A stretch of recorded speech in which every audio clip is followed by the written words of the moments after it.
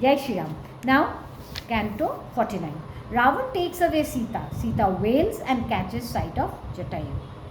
Hearing the rebuke of Sita and violently striking his hand against the other in anger, the mighty Ravan, the 10-headed monster, revealed his gigantic form.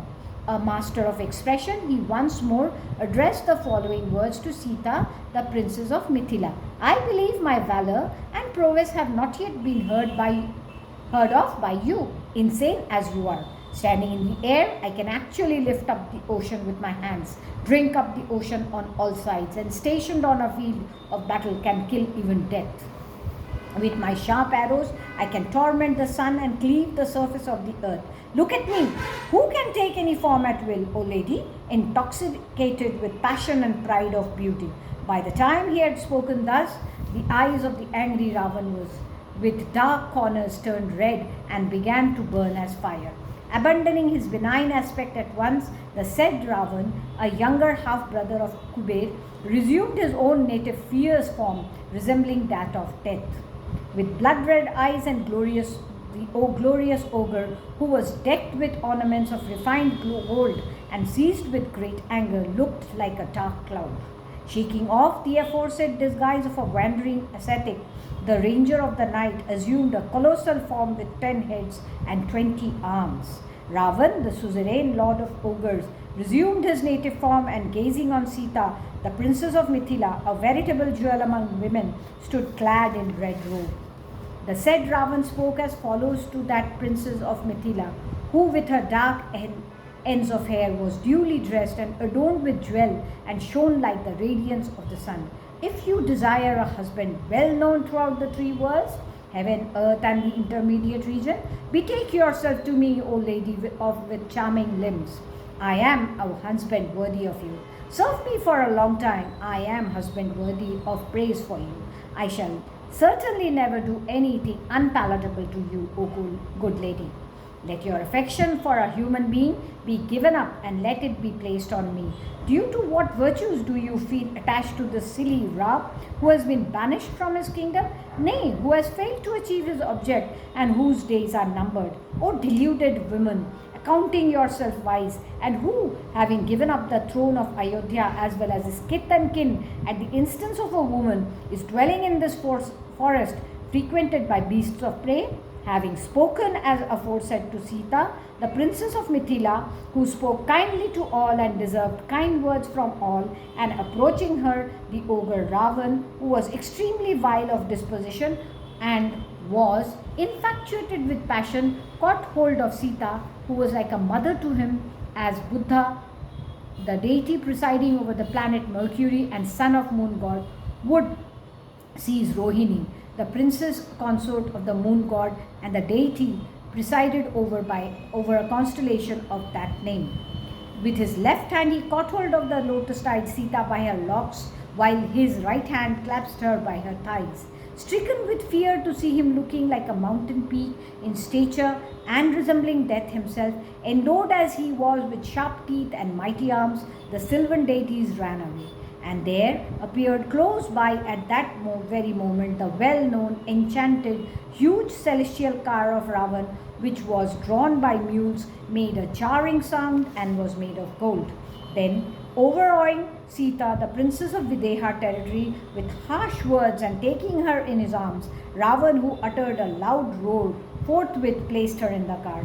Stricken with agony when seized by Ravan, the illustrious and well-known Sita cried at the top of her voice, "O Ram!" addressing Sri Ram, who had penetrated deep into the forest. Taking Sita, who had no desire to meet Ravan and who was wriggling like a consort of the king of Nagas, the aforesaid Ravan, who was stricken with passion, presently rose to the sky in his aerial car. While being borne away through the air by Ravan, the ruler of ogres, she then began to wail loudly as follows, like one mad and injured, her mind distracted through grief.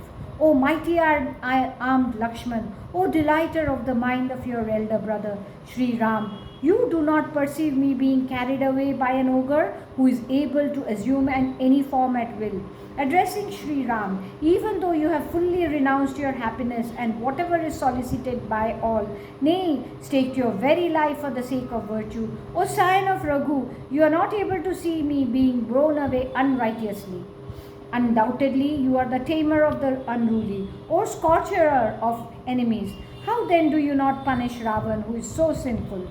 Turning to Ravan, she continued, of course, the fruit of evil deed of an insolent man is not perceived immediately. Time as well plays a part in the fructification of an act as it does in the ripening of food grains. Your understanding having been vitiated by an adverse fate, you have perpetrated this outrageous act. As such, suffer terrible misfortune. This is sure to bring your life to an end at the hands of Sri Ram. Alas, Kaikeyi with her kith and kin has her desire fulfilled in that I, the lawful consort of an illustrious hero who is covetous of virtue alone, am being borne away by a desperado. Nay, I pray to the Karnikara trees in blossom in Janasthan in the following words, kindly tell Sri Ram promptly that Ravan is taking away Sita. I salute the river Godavari, made noisy by swans and cranes, and pray to her as follows, please tell Sri Ram when he comes to you at once that Ravan is carrying away Sita.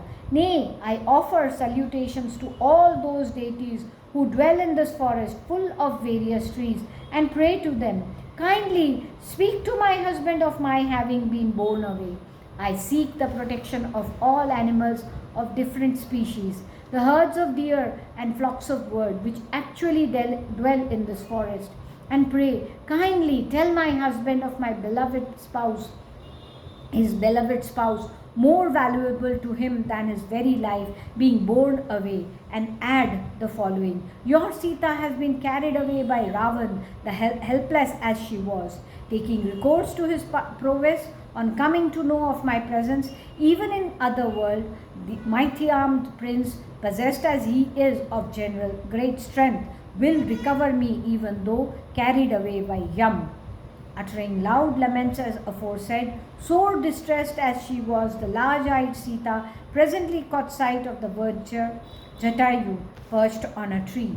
Perceiving him, Sita of comely limbs, who had given way to fear, fallen as she was into the clutches of Ravan, cried loudly in a voice choked with agony, look at me being ruthlessly borne away like a woman bereft of her protector by this Ravan, king of ogres, of sinful deeds, O noble Jatayu. That this cruel prowler of the night is incapable of being stopped by you, mighty and proud of his victory, armed with weapons, and evil-minded too as he is. In any case, O Jatayu, my abduction as well as that all that is worthy relating in that connection must be correctly reported by you to Sri Ram and Lakshman in full. Thus ends Canto 49 in the Aranyakand of the glorious Ramayan of Valmiki, the work of a Rishi and the oldest epic. Jai Shri Ram.